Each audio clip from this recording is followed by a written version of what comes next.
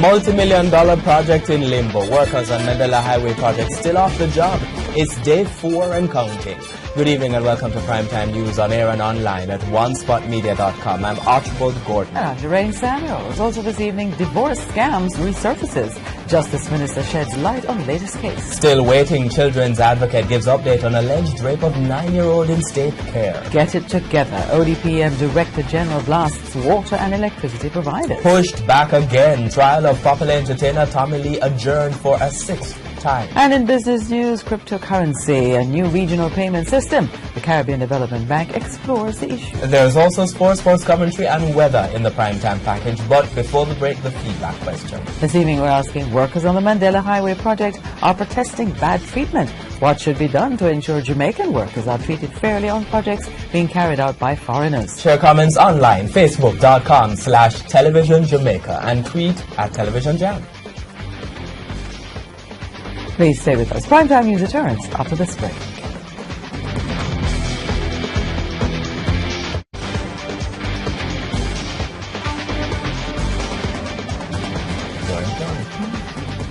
Welcome back to Primetime News. Special welcome to folks at onespotmedia.com. Up first this evening, a multi-million-dollar legacy project is in limbo as workers upgrading Mandela Highway may strike for a 5th consecutive day come tomorrow. Workers put the brakes on the project on Friday, saying there's limited safety gear, wages are low, and they're being treated badly. Despite an intervention from the Member of Parliament, a meeting scheduled for today did not happen, and stakeholders are now worried the project will not be completed on time. TVJ's Kalisha Williams reports. Day 4 and workers attached to the Mandela Highway project have not turned up for work. The workers have been protesting better wages and the lack of proper safety gear. Member of Parliament for Eastern St. Catherine Denise Daly says it's possible workers will stay off the job tomorrow. The reasons? They did not conclude with how much they would be given as an increase. The workers were expected to talk with their employer, China Harbour Engineering Company, and other stakeholders at a meeting on Monday, but that didn't go as planned. No, but we had some phone conversations and we were, Member Hilton, the Member of Parliament Hilton and myself, and the representative from China Harbour. We spoke at length and the decision was that we would prefer to go to them with the full package instead of talking to them about safety equipment and the other little issues that they have. And to make matters worse, questions are being raised about the impact the strike will have on the timeline given for completing the project. Slow down the work, set back everything, you see me? The amount of time, the time span where them get for done the work, the road and thing. That have to set back to, because if we not do our work, I do the thing, because remember, say, we do all of the dirty work and thing, In the meantime, the Union of Clerical, Administrative and Supervisory Employees, which represents some of the Czech workers, is still waiting to hear when the meeting will be held. The union's General Secretary, John Levy, has written to the company on the matter. China has refused to recognize us as the bargaining agent. And, this is what manifests itself when you don't have organized labor and representation. Then workers will act when they see that their interest is being threatened. If the company had recognized the UKs, then we would have sat down with them and worked through some of the issues. And the project would be still up and running. Kalisha Williams, TVJ News. We've had lottery scamming and employment scams, and now it appears that a divorce scam is taking root in Jamaica. Even the signatures of judges are being forged. Justice Minister Delroy Chuck gave an update yesterday, and TVJ's Andrea Chisholm has that report. In October last year, the Justice Minister indicated that 4 persons were charged in connection with a divorce racket. 8 months later, the scam has resurfaced. Only last week again, someone brought to my attention a decree absolute that turned out to be fraudulent. I've spoken out against it. But they're still doing it because it was stamped in February of this year. Allegedly from a law firm, and that law firm has never seen that matter. But it was clearly fraudulent. On top of that, the decree absolute, the second of 2 documents required to end a marriage, had a signature appearing to be that of an acting judge. But that signature was also fake. Mr. Chuck is urging persons who recently received decrees absolute to check with the Supreme Court to ensure they were real. The Justice Minister again spoke about ongoing efforts to speed up cases before the court, adding that would reduce fraudulent transactions. I want at the end of this year that I hear of no divorce or probate in the system longer than a year or two. And from there on, divorces and probates should be completed within a year, preferably within 3 to 6 months. And with Chief Justice Brian Sykes declaring that the culture of adjournments should be a thing of the past, the Justice Minister has supported the call, giving this charge to judges. That when matters go to court, and it's the first trial date, they just say, oh, it's the first trial date, we can go put it another time. No. First trial date, the matter is ready, let it be tried. Delroy Chuck was speaking on Sunday at a function to swear in 53 Justices of the Peace for St. Andrew. Andrea Chisholm, TVJ News. The children's advocate Diane Gordon Harrison says her office is still awaiting details from the Child Protection and Family Services Agency on the case involving the 9-year-old girl who was allegedly raped by another ward of the state while in state care. Several agencies, including the Office of the Children's Advocate, OCA, have carried out preliminary investigations. However, the OCA is still seeking specifics, including a proposed long-term placement for the girl and her siblings. TVJ's Herman Green has been tracking that story. The traumatic experience for the 9-year-old ward of the state, who was allegedly raped by another ward of the state while at a children's home, happened on May 23, Labor Day. But the girl was not able to be comforted by her mother until last Friday, 9 days later. While the OCA says it is satisfied that the mother has finally seen her child, there are still issues. The only concern that she has, though, is that it was a supervised visit, which means essentially that she was not allowed any one-on-one contact with her child. She had to essentially meet with her child and speak to her with a witness being present at all times. As a mother, she's concerned about that. A shared concern because, from the OCA's standpoint, while supervision may have been warranted, a 9-year-old girl enduring the psychological impact of rape without maternal comfort could cause more harm than help. A lot could have happened in that period. And so in these circumstances, without knowing the full details, one could perhaps, see good reason in considering the psychological state of the child at the time when she would have seen her mother. So because of the fragility that the child may have been presenting, one doesn't know, it may be that that's why the visit was supervised. So I can't say yea or nay any particular way, but as I said, these circumstances are in fact peculiar ones. Which is why Mrs. Gordon Harrison is calling for a prompt response to her request for details on the case. I have written in this particular matter, and I've copied Honourable Minister Floyd Green, who has portfolio responsibility certainly for the child care system, and I'm sure that the Minister, in his own time, will respond either jointly with the CPFSA or of his own accord. But generally, I think that these matters, whenever these incidents occur, it's a good opportunity for us to look at what needs to happen systemically so that we don't have a knee-jerk reaction whenever these instances tend to appear on the dashboard. Herman Green, TVJ News. The Children's Advocate is also looking into complaints from the child's mother to regain custody of her children. While speaking with our news centre last week, the child's mother said her attempts were thwarted as she was unable to prove she had suitable accommodation for all 5 children and she owed monies for foster care. Mrs. Gordon Harrison says those complaints have also raised concerns. That's one of the issues that I've asked for specifics from the CPFSA on, because it does raise certainly a cause to inquire further to understand exactly what happened there. But I do know that based on what the mother intimated to us on Friday of last week, that these continued efforts are really looking at long-term placement to include possibly her having the ability to regain custody of her children. But as I said, this is just her update, and I await the official response to my inquiries from the CPFSA. All right. The Office of Disaster Preparedness and Emergency Management, ODPEM, is this evening blasting the island's water and electricity providers. Director General of ODPEM, Major Clive Davis, says it's clear that the agencies have not assessed their vulnerabilities and put systems in place to address them effectively. He was speaking at a function in Kingston today. TVJ's Vashon Brown has more. The region took a battering from Hurricanes Irma and Maria during the last hurricane season.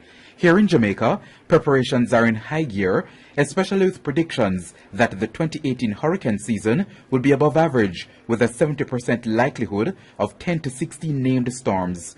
Head of the Office of Disaster Preparedness and Emergency Management, Major Clive Davis, says the agency has already conducted a number of training and development sessions.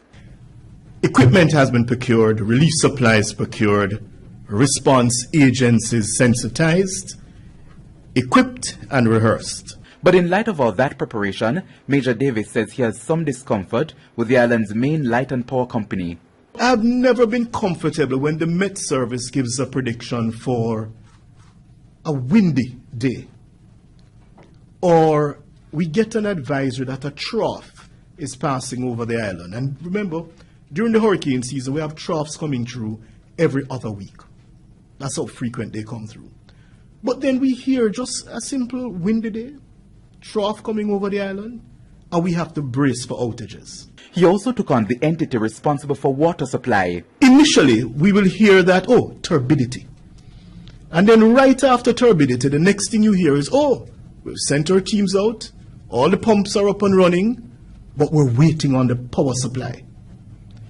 Ladies and gentlemen, I tell you that something is fundamental around here, where it is clear to me that these entities have not assessed their vulnerabilities and put systems in place to address them and address them effectively. He did not specifically mention the Jamaica Public Service Company and the National Water Commission, but they're the main providers of water and electricity. He was speaking at a function to hand over satellite phones to the Tourism Product Development Company. Tourism Minister Ed Bartlett says communication is important, especially during a disaster. The satellite technology, as we apply to these particular gadgets, that will enable us to talk. And that is so important, to connect. And to do so, even if hurricanes are so strong that your cables are all destroyed, and even if the ocean currents destroy the underground cables that connect you elsewhere, the satellite is there and you can connect with it and talk. Vashon Brown, TVJ News. A top story this evening, multi-million-dollar project in limbo. Workers on Mandela Highway project still off the job as it's day 4 and counting. And still ahead, pushed back again. Trial of popular entertainer Tommy Lee adjourned for a 6th time. And in business news, cryptocurrency, a new regional payment system. The Caribbean Development Bank explores the issue. We'll be right back.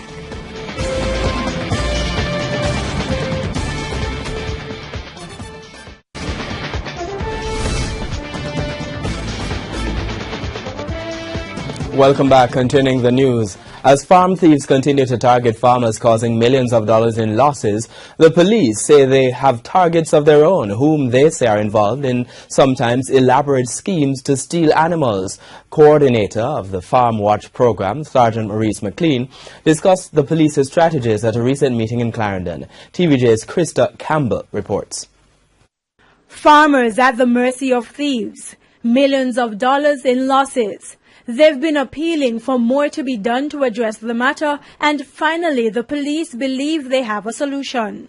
Sergeant Maurice McLean, who coordinates the Farm Watch program, says the police have been undertaking several perennial larceny prevention initiatives with a focus on special operations in areas with high incidence of farm theft. Some little unlicensed slaughterhouses, abattoirs. Some little backyard where the man, them a thief the animal, them a kill them. And then they call hotspot. Some little unofficial places where they must sell the goods and trade the goods. And that's how we call hotspots.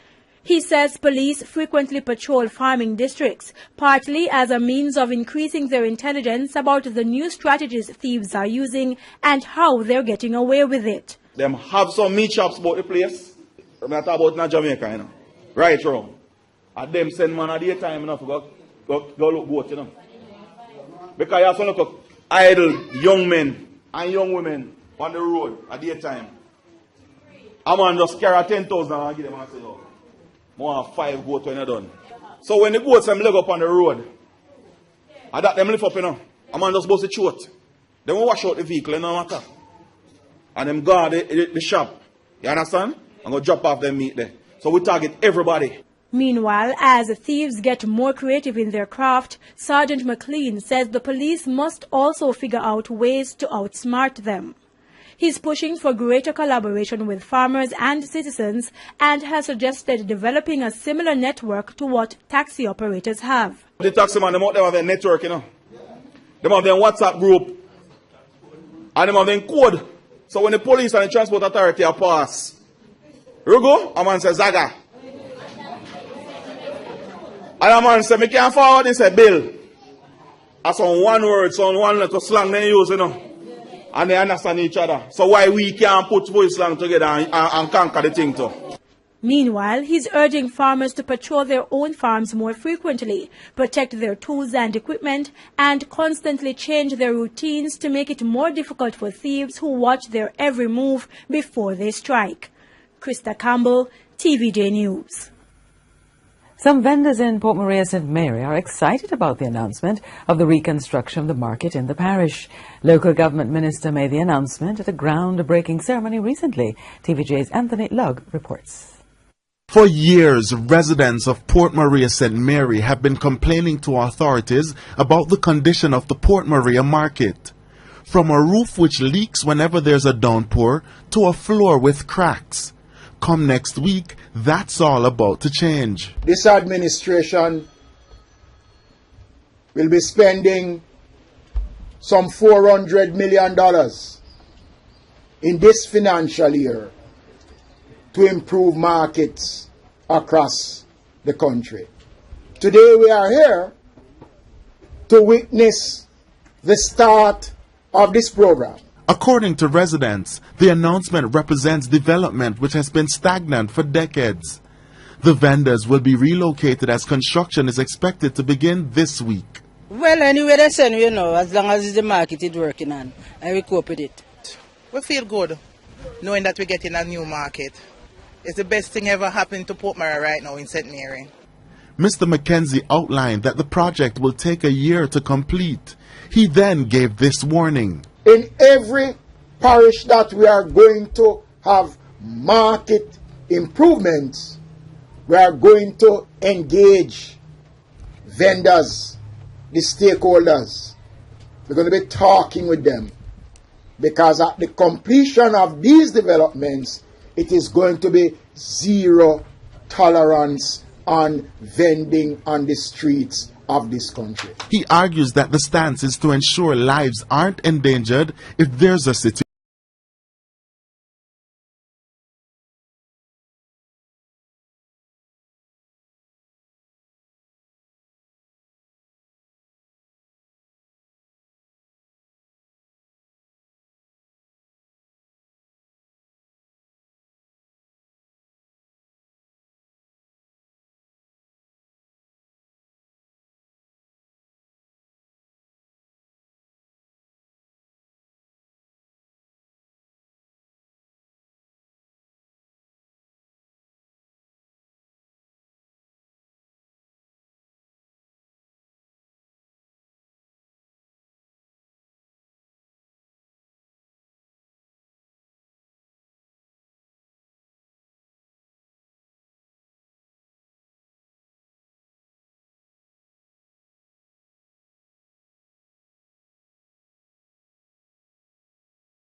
Are double booked on the day of trial, they should send someone to start the matter instead of applying for an adjournment. The trial is now set for November 14.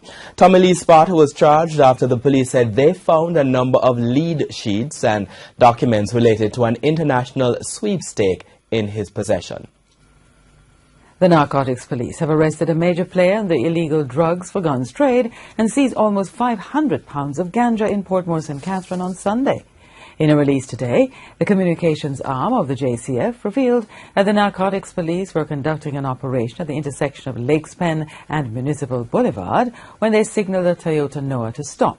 The driver complied, and during a search of the vehicle, the police found 9 knitted bags containing 43 parcels with compressed ganja weighing 490 pounds. The man was arrested and the drugs and vehicle seized. He is to be interviewed in the presence of his attorney at law before charges are laid. The value of the drugs is estimated at over $1.9 million. Funeral home directors are again raising concern about the frequency of criminals launching attacks at funerals. The concern follows the most recent incident just a week ago, where the driver of a hearse was shot and killed while on duty. They're also calling for tighter security measures for certain funerals. TVJ's Shamela Mitchell reports. In recent months, at least 4 persons have been killed after gunmen launched attacks at funeral services. The latest killings took place off Waltham Park Road in St. Andrew just over a week ago. In that incident, the hearse driver, Michael Bent, attached to Tranquility Funeral Home, was killed while carrying out his duties. President of the Funeral Directors Association, Calvin Lynn, describes the incident as unfortunate. In this particular case where you have mourners arranging to go and have the deceased buried in a dignified way, and these people, heartless people, would attack someone there, it is really appalling. Managing Director at Honeygan's Funeral Home, Melvin Honeygan, says the funeral business has become a risky business. Mr. Honeygan says they are now fearful about sending their teams out to cover funerals. It's a very sad situation. A situation that I have never seen or heard of in my 30-odd years of business. Mr. Honeygan says tighter security measures will have to be put in place to protect workers when they are on duty, in particular when administering some categories of funerals. I think ourselves and the police have to work a bit closer. We have to start informing the police when we have certain type of deaths and certain funerals and ask them to be present as much as possible to see if we can partner with them to reduce the crime element. Meanwhile, Mr. Lynn is calling for these attacks to stop. But I do hope that for the peace and safety of all of us as Jamaicans and citizens overall, that this will be about the last of this kind of nature of attack. Shamela Mitchell, TVJ News. A man said to be of unsound mind was shot dead by a police team at Clydesdale in Alexandria St. Anne on Sunday. The police say the man attacked one of their own with a machete, and so they had to defend themselves. The dead man has been identified as 30-year-old Winston Grant of Clydesdale, Alexandria St. Anne. According to police reports, minutes after 9 Sunday morning, a team was responding to a threat reported by the man's sister. The police accompanied Mr. Grant's sister to the community. On reaching a section of Clydesdale Main Road, the man was seen and pointed out to the police by his sister. The police team then spotted the vehicle. They stopped the vehicle they were traveling in. Mr. Grant was then ordered to put down a machete he had in his hand. The police say while one of their own was alighting the service vehicle, Mr. Grant ran towards a police officer and swung the machete at him. The machete reportedly cut the police officer on his right thigh. The police took evasive action by diving to the ground while the man chopped at him again. Another police officer pulled his service pistol and discharged 2 rounds in the direction of Mr. Grant, who fell to the ground. He was taken to the St. Anne's Bay Public General Hospital, where he was pronounced dead on arrival. The police officer was treated and released. The police service vehicle was damaged at the right upper front door jamb and the rear fender. This is the second police shooting in the parish since Friday night. The Education Minister, Senator Ruel Reid, is scheduled to release the results of the Grade 6 Achievement Test GSAT tomorrow. A media briefing has been scheduled for 3